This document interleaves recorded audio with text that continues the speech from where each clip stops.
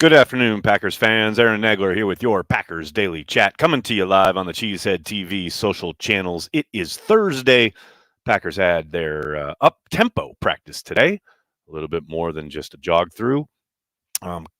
Few notes coming out of this practice. Unfortunately, Josiah DeGuara has been added to the injury report as a non-participant. He has a calf injury. The fact that he did not participate at all is not a good sign.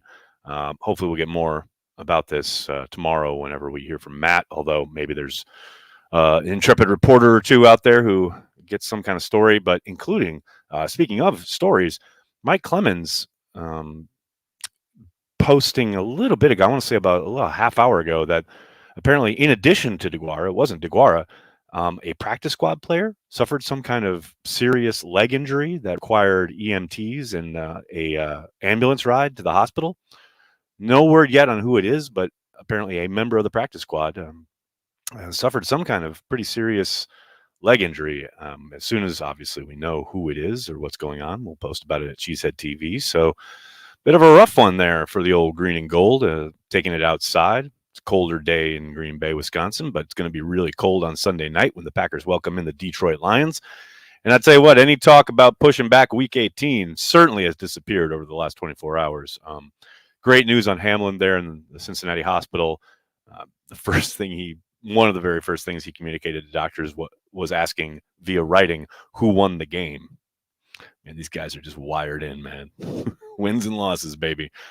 Just great progress being shown there by the Bills safety. Just obviously, as we've said all week, hoping for the best for the young man. Hope he gets out of this without too much damage long term. Obviously, it's going to be a long road back, but really encouraging signs coming out today. Hello to everybody in the comments section. So good to see you all. Of course, always good to see TKM at his post. What's up, sir? Hope you're doing well. Charlie says it's time to tame the Lions. Well done. Well done, sir. Well done indeed. Tony, what's up? Brian, once we beat the Kitty Cats, who do you want, Cousins or Purdy? Well, I'm pretty sure it's going to be the 49ers. I know there's a lot out there right now because of what the league is trying to decide as far as seeding for the playoffs and possibly adding an eighth team due to the fact that the Bills and Bengals game won't be made up. But I feel pretty confident that if they end up beating the Lions, they'll most likely have to face the 49ers, which, hey, look, that's going to be a tough ask. I'm not going to sugarcoat it. That is going to be a tough, tough game on the road. The LaFleur's teams have not fared well in the state of California. And then you throw in that's a really tough physical football team. Packers got to bring their A game. But first, they got to beat the Lions. And that is no easy task because that's also a pretty physical football team. Cheeto, thanks for the super chat. Is the FBI investigating Lambeau's wet field yet? I hear the investigation is ongoing, driven mainly by whiny-ass Vikings fans. But yes, it is most definitely in the fold. Brandon, thanks for the super chat. Outside of Watson, what rookie has had the best season so far? Oh, it's got to be Zach Tom, isn't it? I mean, how could it be anybody else? In fact, outside of Watson, I think the best rookie. You don't need a caveat. It's Zach Tom. I mean, Watson was electric, no doubt about it. Absolutely burst on the scene, has been phenomenal. But overall, you got to give it to Zach Tom. Zach Tom Bombadil has answered the call every single time. His poorest performance was week 1 when he was thrown in at left guard against the Vikings. But since that moment, he has been pretty damn great across the board every time he's been thrown out there.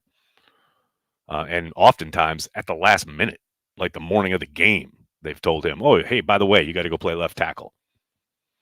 Kid's been good. Who's my MVP of the season? You know what? I might go with Zach Tom.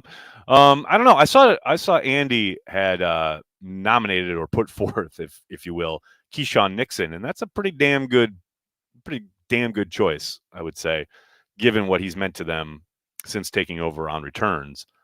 But I probably will go with Zach Tom. Actually, I don't know. I mean, probably not most valuable. I mean, his best rookie is probably fair, but most valuable is tough, because you don't want to say Aaron Rodgers because he's had a down year by his standard, but the quarterback position inherently is so valuable. And Aaron, for all the frustrations and the fact that he's thrown more picks than usual and everything you want to talk about, he's still pretty damn good and still pretty damn valuable. So I don't know. It's hard to go away from Aaron Rodgers on this one. Just again, because of the nature of the position and at the level he plays it at. Like, look, we can get all frustrated with some of his play, some of the interceptions that are unusual for him. He was dealing with a broken thumb for a long stretch of this season. But make no mistake, I mean, he's still playing at an insanely high level comparative to his peers, to many of his peers. And, you know, could Jordan Love come in and operate the offense and move the ball and score some points? I have zero doubt. But Aaron's still seen it all, done it all, knows it all, and gets them in advantageous situations, knows everything he's looking at across the line of scrimmage, and still, he's still that dude. And look, more often than not, I have said, earlier in games, this kind of stretch that they've had, and he mentioned how the fourth quarter of the Bears game is where things have really started to turn for them, right? And since that time, yeah, they've been better, but the starts of games are still a little herky-jerky. Once he settles in, and hopefully it happens Sunday night, and just, you know, trusts what he sees and rises and fires rather than trying to maybe make the perfect pass or, I don't know, find the perfect read or whatever he's doing early in these games. Once he settles down in that aspect, you better look out. And if that happens, the rest of the NFC is on notice because he's been really good once a couple drives have gone in and they've kind of settled into a groove and they find a groove. Like, he's been good. Don't get it twisted. But the openers, man, some of these sacks, these early, I talked about on Transplants last night. I mean, the sack he took down in Miami on the second play of the game, the sack he took that resulted in a fumble early in the game against the Vikings. I mean, that's garbage. He's got to knock that out. But once you settle in and once you get going, he's lights out. It's just a question of like hitting the ground running, so to speak. And if he can do that, again, NFC, you better look out. That's all I'm going to say about that. Johnny Rivers, what's up, man? Thanks for the super chat. I want Purdy, Cousins, but don't reciprocate. Man, so many levels there, Johnny. So many levels. Somebody says Quay, voting for Quay. I love you, but Quay has not been more impressive than Zach Tom. But Quay has been much better in the second half of the season than he was in the start of the season. Zero question about it. B. Andis, thanks for the super chat. Is there a Cheesehead TV meetup before the game? Sadly, there is not. We had the deal with the Resch Center for the Plaza Pit Stop for the home games this year, all of them. Unfortunately, they failed to secure, I guess, the permits necessary to have a heated tent outside of the Resch Center where the Plaza Pit Stop is, which is where we were selling Carry the G. And so these last couple of home games, we have had to, they have put the kibosh on that. So hopefully next year we'll get that ironed out, and we will be there for all the home games. But for this year, no, we're done, unfortunately.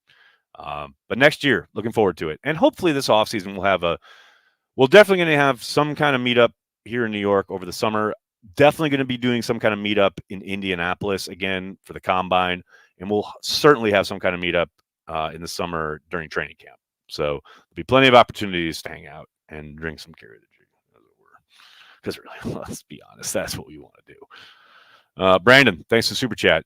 Pretty clear, you shut down JJ, you beat the Vikings. What is the key for a win against the Lions? Last game, I would say, are turnovers. Oh, there are a lot of things here, Brandon. I mean, yes, okay, shutting down JJ, you beat the Vikings. I think that's partly true, but I would also say I think the big key is making Cousins make decisions earlier, get off the spot, or like get rid of the football. Because look, he's a distributor, and when he has time and can distribute the ball without having to like kind of hurry up or make quick decisions, whatever, he's pretty damn good, and he's been putting up seriously good numbers. But the Packers, thanks somewhat in part, I mean, it's not going to lie, somewhat in part to the fact that they were down so many bodies up front, the Vikings were, the defensive line and the outside backers made life miserable for Cousins in this game. And I've talked about it many times this week. I mean, the difference between week 1 and week 2, or I'm sorry, game 1 and game 2 is the fact that in that game in week 1, there are at least 5 plays that you can point to, big plays, where Cousins gets hit or is being hit just as he releases the football that result in huge plays, where in this game, there are a number of times where he's either sacked or moved off his spot and or hit and not able to get the ball off and make a big play, which at points were available to him in the secondary. So that to me is the whole difference. Like, yes, shutting down JJ, 1,000%. Jaire being physical with him at the line was a huge component, no question about it. And they played lots of different coverages to kind of help, get that result. But to me, it's much more about this play up front. That is how you shut that offense down. You have to, because Cousins is so good when he's in rhythm. You got to get him out of rhythm. As for the Lions, man, I don't know. Like, yes, you want to say, look, the Packers shot themselves in the foot repeatedly. And by the Packers, I mostly mean Aaron Rodgers shot himself and the Packers in the foot repeatedly in that game. I mean, they moved the ball up and down the field on that defense, as they should. It's not a very good defense, right?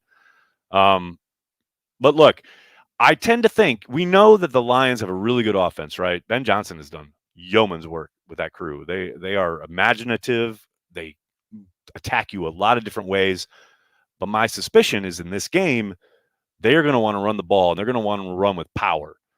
Whether it's Jamal Williams or Swift, obviously you can use Swift in a little bit more of a kind of a darting fashion, much more kind of zone stuff, probably receptions out of the backfield, etc.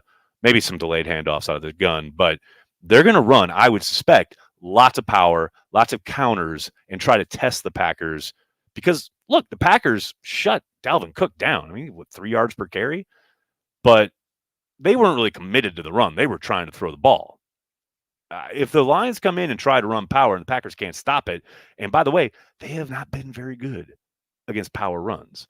It could be a long day, and that keeps the ball out of Rodgers' hands, keeps the ball off, keeps that offense off on the sideline, and you limit Jared Goff needing to do a whole lot, and that's not to say that Jared can't. He's been fucking amazing the second half of the season, but yeah, I think you're going to see a healthy dose of Jamal Williams, and I think they're going to try and take the air out of the game. So you got to make the most of your opportunities on offense. You got to be efficient with the football. And then 2, I mean, hopefully Keyshawn Nixon can provide you with an opportunity or 2 by flipping field position, whether it's a punt return or a kick return. I don't expect another kick return for a touchdown, but something that gives your offense a short field, because I do think the opportunities are going to be limited just by the way Detroit most likely will approach this game. Juan, thanks for the super chat. Can we appreciate that this could be the last week of Packers football for some time? Just being realistic, but a hell of a season. Adversity is fun. Yeah, we were joking about that on Transplants last night. I mean, yeah, no doubt about it. And it's always kind of sudden when it hits, right? It's always crazy when the season's over. Because, oftentimes we've kind of gotten used to in Packerland. Don't forget, I don't know if people remember in 2018, we were heading towards a spot where it was like, okay, we're probably not going to make the playoffs. And then Mike got fired. And it was like the playoffs started and it felt so alien not to have the Packers in the playoffs, right? It's and I joke about entitled town, but yeah, we feel like the Packers should always be in the playoffs, right? And you're right. You're right, Juan. There's a very, very decent possibility that Packers lose this game on Sunday and it's all over. I mean, it sucks, but here's the thing. Here's why it should be a party regardless, okay? Go in, last game of the year, literally the last game of the regular season for the entire league. It's the last time Lambeau Field is going to host a football game until next preseason. Let's go, baby. Let's go out. Let's go have a party. Packers got to go on the road if they do go to the playoffs, the entirety of the playoffs. So this is it for Lambeau for this season. So let's have it. Let's throw down, man. Let's have a kegger. Let's have a good time. That's my approach anyway. Time to have fun. Andrew, thanks for the super chat. 12 has a little 4 in him at the beginning of games. Andrew, I've been thinking that now for a month. I do wonder if he needs to take a decent hit. The problem is he's not taking hits because the O-line is so good. And the only time he's having to run around is because he's holding the football. But yeah, man, very much remember Favre early in games, sailing balls 5 feet over his receivers' heads, and then taking a hit and then basically settling into the game. Or someone like Sapp or somebody would like come up and get after him, and he would get kind of dialed in, focused, right? I don't know if Rodgers needs to take a hit or what, but yes, I have had that kind of thought before where it's like it's pretty similar in that regard. Just because, like, yeah, he's a little scattershot at first, kind of, I don't know, looks like he's second guessing what he's seeing read wise, patting the football. And then you get into later the game and he's like, boom, rising fire, don't out. Like he's just throwing. So I don't know. I mean, I agree. I think, yeah, early in the game, he needs something to get him focused, locked in. William, thanks for the super chat. Was watching older Favre highlights. Rodgers seems very similar at this age, home run or bust on occasions. It's what made both great but frustrating too. Yeah, I mean, you get older, you know everything, right? You've seen it all. You know the game and you know the opportunities. And look, it's not like Aaron's made bad reads in that regard. It's very, very rare that Aaron's thrown into double coverage or something or just chucking it up for Jesus in, the sense of, oh, that guy's double covered, but I don't care. Watson down there somewhere. Most of these have been one-on-one opportunities. Right now, they missed on a couple this past week, no doubt about it. But for the most part, Aaron's taken, I think, pretty good care of the football and not put it in harm's way. Unlike Brett, who would have definitely gone Watson down there. So can you imagine Brett playing with Christian Watson? Man, he might have doubled the interception record just trying to chuck it up and let him go get it. Yeah, I think at least Aaron's been smart with the ball in that regard. Johnny, thanks again, bud. Watching 12's bad sacks is worse knowing Bakhtiari plays. Get it? Get it? Bad sacks? Arthur, thanks to Super Chat. The season is like 2010 and 2016 had a baby. Wow, Arthur. That's an image. I agree with Aaron, too. What he said at his locker yesterday. People talking about the 2016 run the table. I mean, this team is more talented than that team was. No doubt. I totally agree with him on that. 2010, probably not so much, but 2016, definitely. TKM, thanks to the super chat. Hear me out. Always ready to hear you out, TKM. Trim part of Corey's fence to create a bar level. Sell carry the G to the sidewalk. Confident there is a temp permit available. Pappies.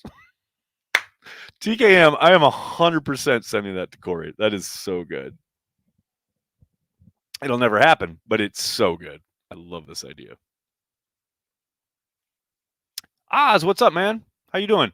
Do I think the trash talk by 23 got into JJ's head? 1 billion %. No question about it. When you see the replay of him hitting the gritty and Justin Jefferson going, look, he's like tattling to the teacher, like begging for, and he said afterwards he thought it should have been a taunting penalty. Yeah, so every time you're in the end zone doing the gritty, it's a taunting penalty? Is that what you're telling me? Jair, absolutely. Not only did Jair get in his head, he got in the head of every single human in that organization. And I love it. Like I said, I wish they could pay him again. I absolutely love it. Chris, thanks for the super chat. Agree with Aaron Rodgers. This year is more talent than 2016. I think they're a little bit better than Ladarius Gunter. He did step up at times, though. Yeah, I did just talk about it, Chris. But I will also say, in defense of Ladarius Gunter, poor Ladarius Gunter, he's always going to be remembered as being really far behind Julio Jones on that crosser in the NFC Championship game, being put in a position he should never have been put into. And I'm not even throwing Dom under the bus here because it's like they were, 4 car accidents and 12 plane crashes in at that point in the defensive secondary, injury-wise. You got to do something, and every once in a while you're going to have a call that the other team just happens to have the right call on, and you're off to the races, right? But, man, Ladarius Gunter played well in stretches during that season. And everyone's lasting memory is of him in that game, and I hate that because he, for what he was pretty damn good. He was a good third or fourth corner, especially in press on the perimeter. He's a physical dude, right? But once you get off that jam and you have some legs, it's over. So, yeah, poor Ladarius Gunter, man. feel for that guy. Matt, thanks for the super chat. Who gets more touchdowns? 9, 13, 87, 33, or 28? You mean on Sunday? Oh, man. I'm going to go with 28.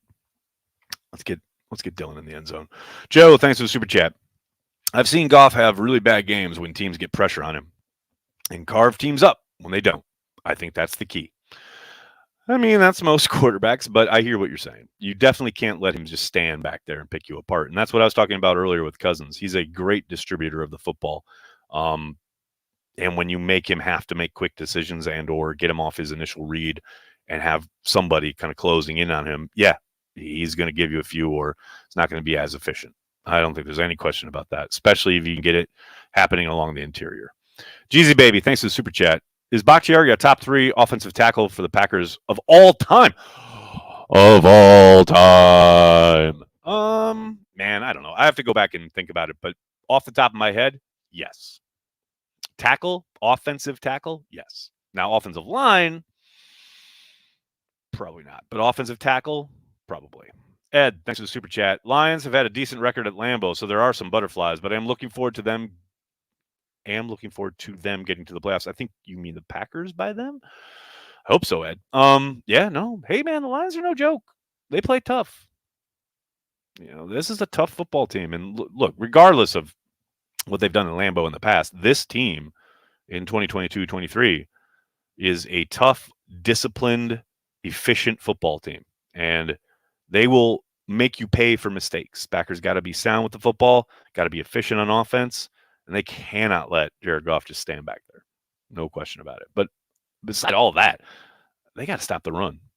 They got to stop power. They got to stop counter, because I think they're going to see a lot of it. Gary, thanks for the super chat. Is a competitive NFC North division good for the Packers, particularly in regard to playoff conditioning with steel sharpening steel, or do you prefer a soft division with the Green Bay easily dominates? Oh, I'm always going to prefer that everyone's good, just so it feels that much better when you beat them. Like, look, how great is it to spend this week talking junk to Vikings fans after they talk so much shit all year because of their paper tiger record?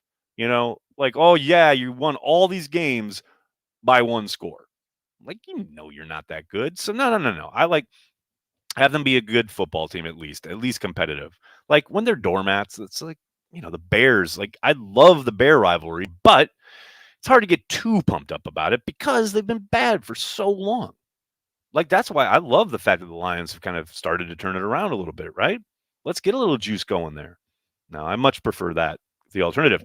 I remember we used to talk on Transplants, Corey and I, with Greg Bedard, and he would always tease us because the fact that the Packers had dominated the division for so long, because mostly their competition had been so poor.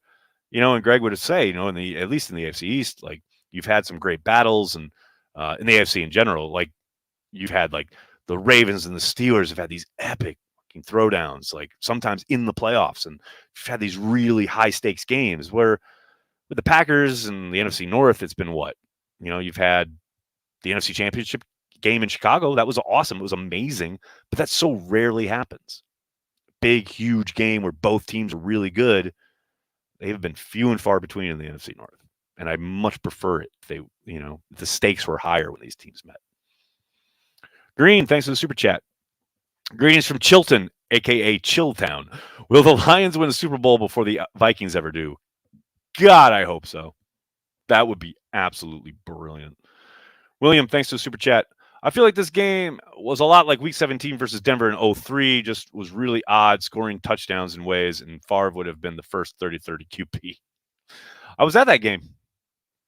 That was among Green's 98-yard run for a touchdown. Mark, when does watering the field start? It's a good question. I'll have to find out. Dustin, thank you for the super chat. Going to Lambeau from Arizona for the game. Got an Airbnb on the Lambeau neighborhood fence. Can't wait for this weekend. Packers by 10. Dustin, calling it. Packers by 10. I like it. Enjoy the cold, Dustin. A little colder in Arizona. Eric, thanks for the super chat. Appreciation post. Packers fans tend to respect opponents far more than opponents respect the Packers. I think for the most part that's true.